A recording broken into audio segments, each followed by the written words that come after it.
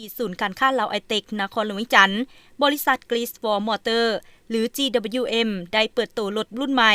รุ่น Haval H9 ในงานเวียงจันทร์นานาชาติออโตโซ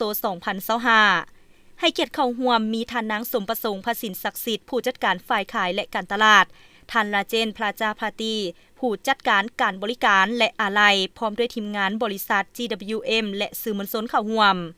ท่านนางสมประสงค์ภสินศักดิ์สิทธิ์ได้นำเสนอถึงวิสัยทัศน์ของบริษัท GWM ว่า GWM มีวิสัยทัศน์ที่จะเป็นยี่ห้อรถระดับโลกเพื่อสร้างอนาคตด้วยสโลแกน Teach with more love Work with more life ยุทธศาสตร์ของบริษัทคือการมุ่งมั่นขยายตัวแทนจำหน่ายทั่วโลกโดยผ่านการขยายระบบนิเวศและการเข้าใจผู้ใช้งานให้ลึกซึ้งพร้อมสุมใส่การเป็นผู้นำในรถพลังงานใหม่และเทคโนโลยีที่ฉลาดปัจจุบัน GWM มีตัวแทนจำหน่ายหลายกว่า170ประเทศทั่วโลกมียอดขายหลายกว่า1ล้านคันติดต่อกัน10ปี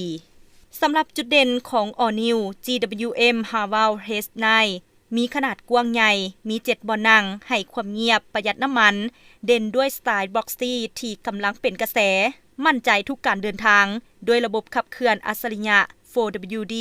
ที่สามารถเลือกโหมดการขับขี่ได้ถึง7แบบประหยัดน้ำมันขับขี่นุ่มนวลสุดยอดสมรรถนะที่แข็งแกร่งเหนือระดับลุยได้ทุกเส้นทาง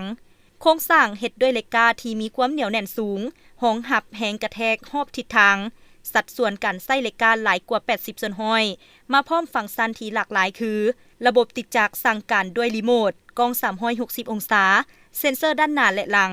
ระบบควบคุมความไวออโต้แบบออฟโรดระบบแทงเทิร์นระบบสวยขึ้นทางสันและลงทางลาดสันระบบป้องกันการปิ้นคว่ำระบบกดจับแหงดันล้มยางลำโพง8หน่วยหน้าจอกลางขนาด 14.6 นิ้วและฟังก์ชันอื่นๆอีกหลากหลายพิเศษระยะเปิดตัวใหม่ในงานเวียงจันทร์นานาชาติออโตโซ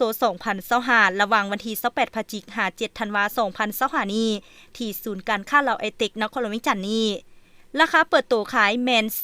$49,400 ดอลลาร์สหรัฐบริษัท GWM ฉลองครบรอบ35ปีในปี 2025นี้มียอดขายทั่วโลกเดือนมังกรเดือนธันวาคม 2025จำนวน 1,66,436 คันเพิ่มขึ้น